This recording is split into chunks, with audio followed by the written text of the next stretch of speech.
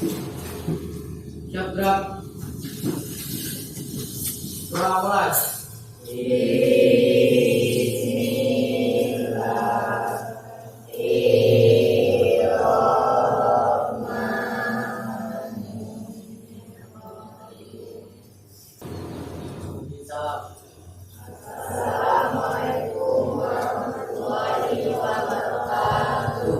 Waalaikumsalam warahmatullahi wabarakatuh. Selamat siang semuanya. Bagaimana kabarnya hari ini? Baik? Sehat ya? Ada yang tidak masuk? Masuk semua? Ada 20 ini? Heri mana Heri? Belum ya? Belum masuk Heri? Mungkin terlambat ya Heri ya. Nah, hari ini kita mau belajar kembali mengenai bahasa Indonesia. Nanti materinya Ibu jelaskan. Nah, untuk sekarang kita mulai pembelajaran dengan menumbuhkan sikap atau sifat nasionalisme kita kepada negara.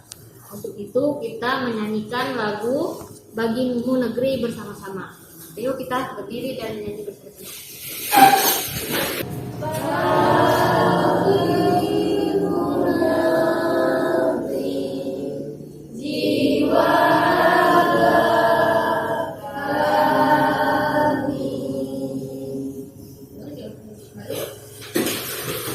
Nah, untuk sekarang kita mulai pembelajaran. Ada yang ingat tidak minggu kemarin kita belajar tentang apa? Tentang teks persuasif. Nah, teks persuasif ini apa sih kemarin?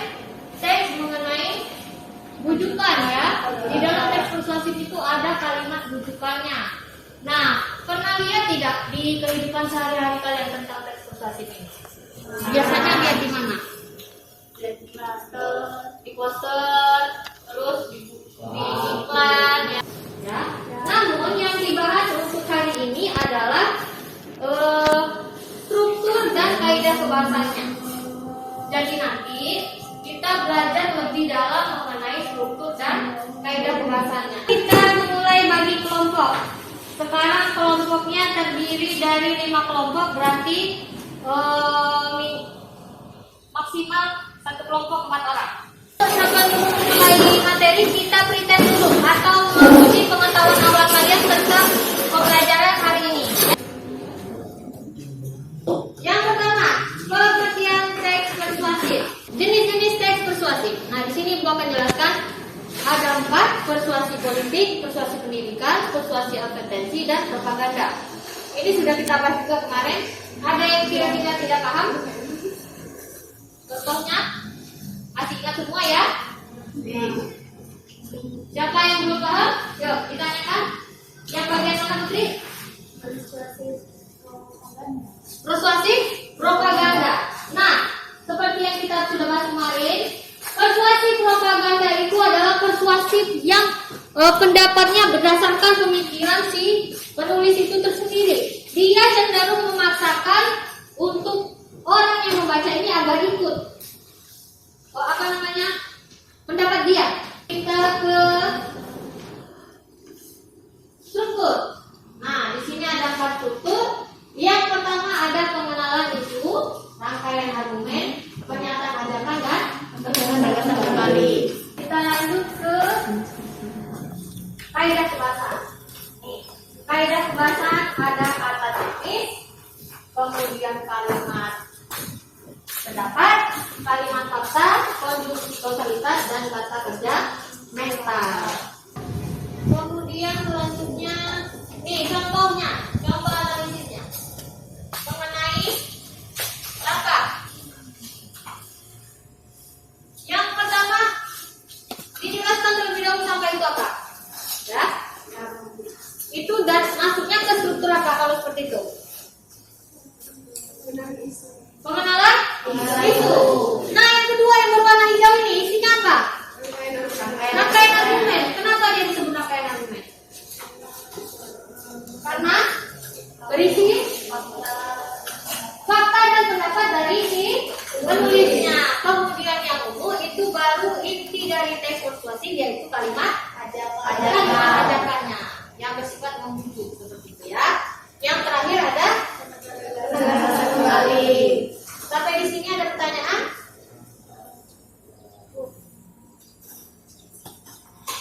Iklan termasuk persuasi apa? Kira-kira masuk tidak iklan persuasif? Masuk ya. Iklan dalam teks persuasif masuk ke dalam jenis advertensi. Ya, dari teks persuasif, teks persuasif advertensi maksudnya itu menjelaskan mengenai iklan atau mempromosikan suatu produk atau produk, bukan produk tapi produk ya. Itu dia mempromosikan dari awal sampai akhir si produk tersebut. Jadi iklan termasuk teks persuasif. Ini tugasnya per kelompok, ya. Silakan dibaca bahan ajarnya. Nah, ini yang harus kalian kerjakan dalam kelompok, ya. Silakan dibaca lalu dikerjakan. Dalam lembar kerja tersebut itu ada sebuah teks persuasif dalam bentuk pidato. Jadi bisa teks pidato dalam jadi teks persuasif ya. Nah, teks tersebut kalian analisis strukturnya yang sudah ibu jelaskan tadi yang ada 4. Pengenalan isu, rangkaian argumen, kemudian pernyataan ajakan dan penegasan kembali. Silakan dianalisis mana sih bagian dari struktur tersebut.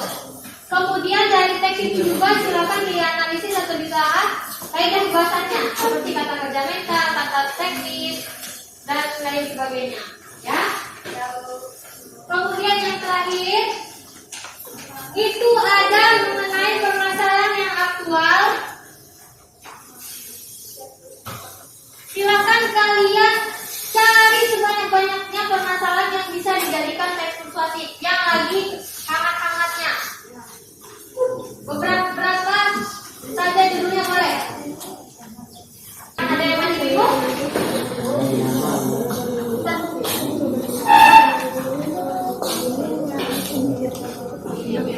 Bukan. Jadi dibaca dulu ini, teks ini, nanti dijawab. Nih, pengenalan isunya bagian mana? Oh, pengenalan isu bagian paragraf 1 misalnya. Kenapa di situ dia paragraf 1? Nah, ya, coba dengarkan dulu. Cara jawabnya seperti ini. Di tabel yang pertama, itu kan menanyakan tentang strukturnya. Pengenalan isu. Nah, dijawab. Pengenalan terlepas dari salamnya, anggap saja dari puji syukur itu paragraf 1. Ya. Berarti pada kesempatan kali ini paragraf 2. Nah, cara isinya seperti apa? Struktur pengenalan isu. Bagian dalam teks paragraf 2 misalnya. Paragraf 3. Penjelasannya kenapa dia di paragraf 2? Oh, karena dia membahas mengenai apa. Kemudian rangkaian argumen ada di paragraf 3. Penjelasannya apa sih? Kenapa dia disebut argumen? Ada pendapat tentang itu, gitu.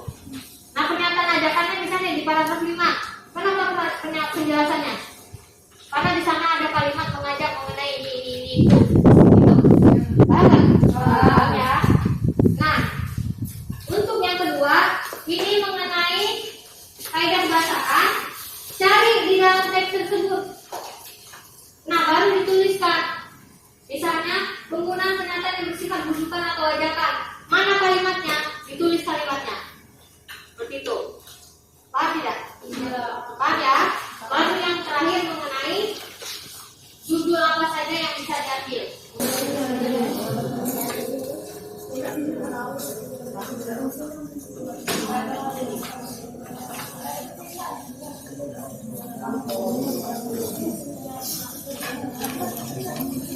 Tulis paragraf ke-1 pertama.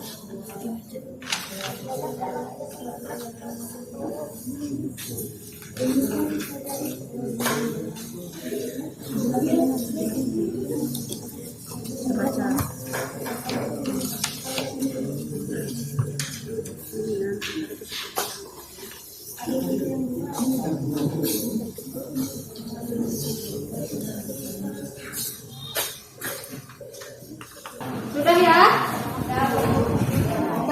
kita mulai. Perwakilan kelompoknya maju ya.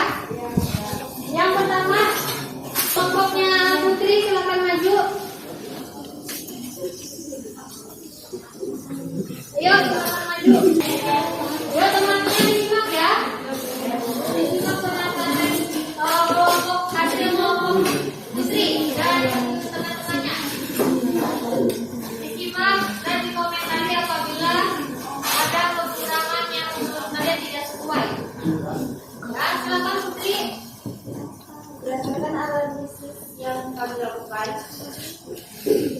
pada sebagian tersebut kebenaran itu ada di paragraf 1 dan paragraf 2. Kenapa? Penjelasannya karena ada kalimat-kalimat pembukaan dan pengenalan isu. Yang berisi mengenai apa? Judulnya. Globalisasi. Kenapa? Globalisasi. Nantinya Rangkaian argumen terdapat pada teks paragraf 3 dan 4. Penjelasannya adanya pendapat atau opini dan fakta. Ya, kemudian pernyataan ajakan bagian dalam teks paragraf 5. Penjelasannya dikarenakan adanya kalimat ajakan dan bukan penegasan kembali pada paragraf 6.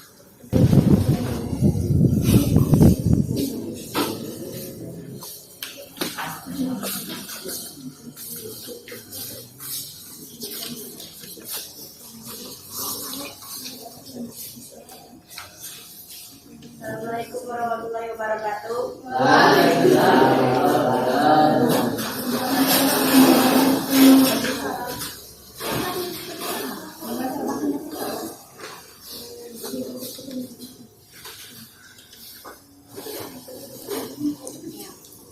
Berdasarkan analisis yang kamu lakukan, karena sudah mau habis nih waktunya, kita evaluasi dulu ya. Kira-kira pembelajaran hari ini ada kesulitan di bagian mana? ada Bu. Tidak ada. Kira-kira di bagian mana? Kesulitannya ada? Silakan ditanyakan kalau masih ada yang belum paham. Tidak ya? Ya, baik. Kalau seperti itu, untuk minggu depan kita masih membahas mengenai teks persuasif. Namun untuk teks persuasif minggu depan yang dibahas mengenai keterampilannya. Apa sih keterampilan? Nanti kalian akan mencoba menulis teks persuasif berdasarkan pembelajaran kita hari ini. Karena hari ini kalian sudah belajar struktur, kaidah bahasaan dan lain-lainnya. Jadi minggu depan kita akan praktek menulisnya.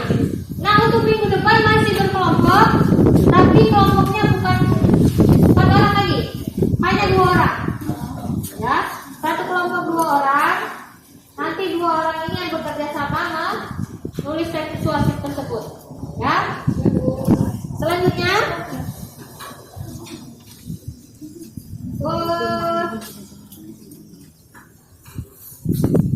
mengenai pembelajaran hari ini, nanti hasilnya akan ibu koreksi.